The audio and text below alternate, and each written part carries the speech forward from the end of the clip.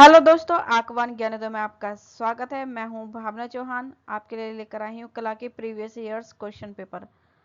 ये all competition exam के लिए बेनिफिशियल रहेगी। चलो चलते हैं पहले क्वेश्चन पर। भारतवर्ष में प्रागैतिहासिक चित्रों की खोज किसने की थी?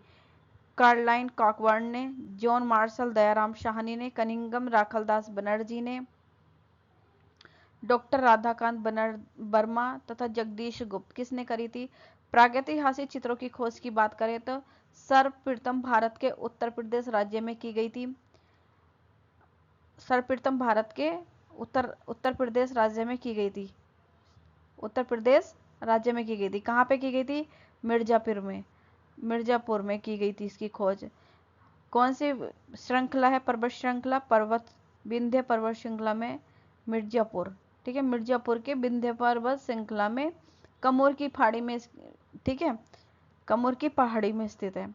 और खोज कब की गई थी? खोज की गई थी इसकी, सन कौन सा है खोज का? तो 1880 ईस्वी इसका खोज का टाइम है। ठीक है, और किसने करी थी? कार्लाइन कॉकबर्न ने इसकी खोज करी थी। 1880 ईस्वी में खोज की थी। प्रागैतिहासिक चित्रों की जो मिर्जापुर के जो प्रमुख चित्र हैं वो कौन से हैं, जो सबसे ज्यादा क्वेश्चन पूछे जाते हैं टीजीटी एंड पीजीटी में? घायल सुअर का दृश्य एंड घायल भैंसे का दृश्य, ये दोनों ही जो चित्र हैं मिर्जापुर से प्राप्त हुए हैं। नेक्स्ट क्वेश्चन पे चलते हैं। राजा सावन सिंह की प्रेयसी बनी ठनी के चित्रकार कौन थे? निहाल चंद, विशनदास, नैनसुख फत्तू। बनी ठनी की बात करें तो इसका मीनिंग होता है सजी सबरी। इसका मीनिंग होता है सजी सबरी। ठीक है, और इसको बनी ठनी को भारत की मोनालिसा भी कहा जाता है। सावन सिंह जो हैं ये एक कला प्रेमी थे। नगरी जो आर्टिस्ट हैं हमारे, तो वो इनके ही दरबार में काम करते थे। नगरी दास के नाम से इन्होंने एक कविता लिखी थी। नगरी दास के नाम से इन्होंने कविता लिखी थी। और किस संप्रदाय को ये समर्पित थे? वल्लभाचार्य संप्रदाय को ये समर्पित थे। श्री कृष्ण जी की पूजा करते थे। श्री कृष्ण जी की पूजा करते थे कौन? सावन सिंह। और इनके दरबार में काम करते थे निहाल चंद। निहाल चंद की प्रसिद्ध पेंटिंग है ये बनी ठनी। ठीक है, right answer is Nihal Chand. Next question पे चलते हैं।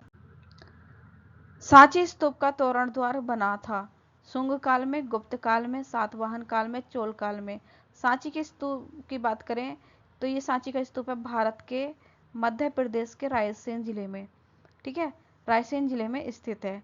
इसके अलावा अगर एक क्वेश्चन ये पूछा जाए भारत का सबसे प्राचीन स्तूप बताइए, तो भारत का सबसे प्राचीन स्तूप भी सांची का स्तूप ही है। ठीक है, 1989 ईस्वी में 89 ईस्वी में यूनेस्को द्वारा विश्व विरासत स्थल इसे घोषित किया गया था 1989 ईस्वी में। ठीक है, 1989 ईस्वी में यूनेस्को द्वारा सब विश्व विरासत स्थल घोषित किया गया था। तो इसका राइट आंसर हो जाएगा सातवाहन काल में इस तोरण द्वार बना था। सांची स्तूप का जो है सातवाहन काल में इसका तोरण द्वार बना था। नेक्स्ट क्वेश्चन पे चलते हैं। कला का सबसे आधुनिक रूप है चित्रकला, मूर्तिकला, वास्तुकला, स्थापन, इंस्टॉलेशन। देखो, पहले जो होता है मानव कहाँ पे रहता था? गुफाओं में रहता था, कंदराओं में रहता था। वहां पे उसने वास्तुकला का निर्माण हुआ है ना, उसको चट्टानों को काट उठ कर। फिर उसमें उसने चित्र करना सीखा। चित्र करने के उसने फिर मूर्तियां बनानी सीखी। और मूर्तियों से उसने इंस्टॉलेशन स्थापन सीख लिया। तो आधुनिक रूप पूछा है तो राइट आंसर इज संस्थापन हो जाएगा। ठीक है, नेक्स्ट क्वेश्चन पे चलते हैं। महावीर का जन्म चित्रित किया गया है चौर पंचाशिका में, दिव्यादान में, कल्पसूत्र में, प्रज्ञा पारमिता में। तो महावीर का जो जन्म की बात की गई है वो की गई है कल्पसूत्र में। कल्पसूत्र किसकी कृति है? ये भद्रबाहु की कृति है। यह किस भाषा में लिखा गया है? प्राकृतिक भाषा में लिखा गया है। प्राकृत भाषा में लिखा गया है कल्पसूत्र को। लेखन जो है इसका ये गद्य और पद दोनों लेखन में लिखा गया। इसमें जो है कल्पसूत्र में जैन तीर्थंकर की जीवनियों का वर्णन किया गया है। तो महावीर के जन्म का चित्रित जो मिलता है वो कल्पसूत्र में मिलता है। तो राइट आंसर कल्पसूत्र।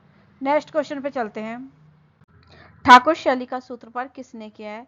रविंद्रनाथ टैगोर, अविंद्रनाथ टैगोर, गगनेंद्रनाथ टैगोर, अमृता शेरगिल।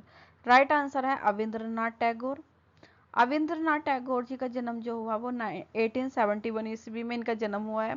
मृत्यु हुई है इनकी 1951 में। 1951 में इनकी मृत्यु हो गई अविंद्रनाथ टैगोर। बोध शैली का जो जन्मदाता कहा जाता है उनको अविंद्रनाथ टैगोर जी को कहा जाता है।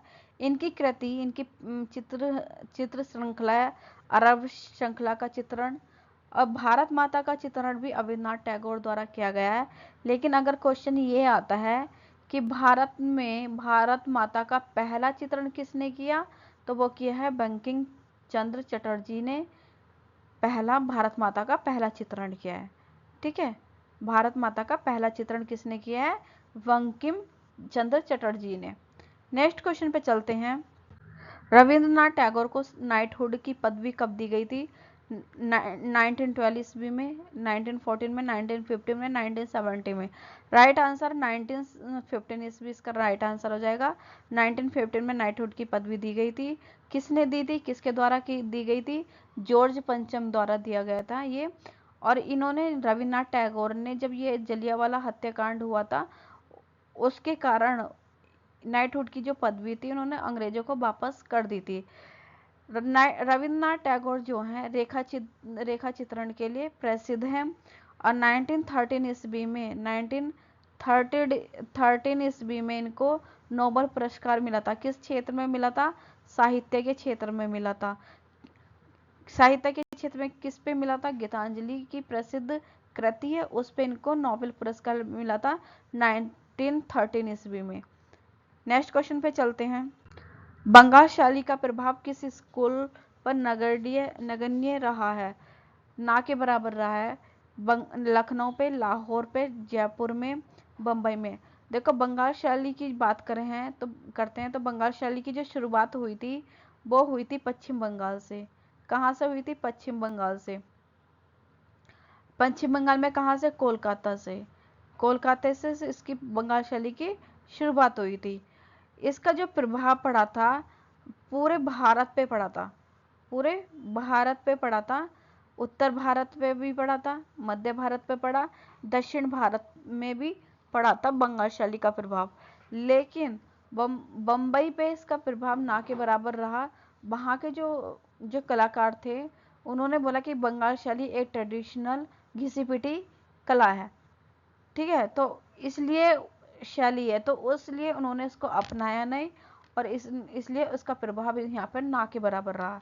नेक्स्ट क्वेश्चन पे चलते हैं।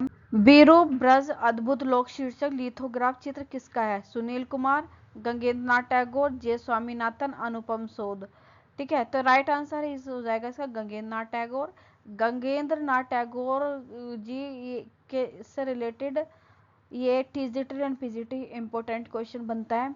इनका जो जन्म हुआ, इनका 1867 में इनका जन्म हुआ। 1867 में इनका जन्म हुआ, मृत्यु हुई 1938 में। 1938 में इनकी मृत्यु हुई।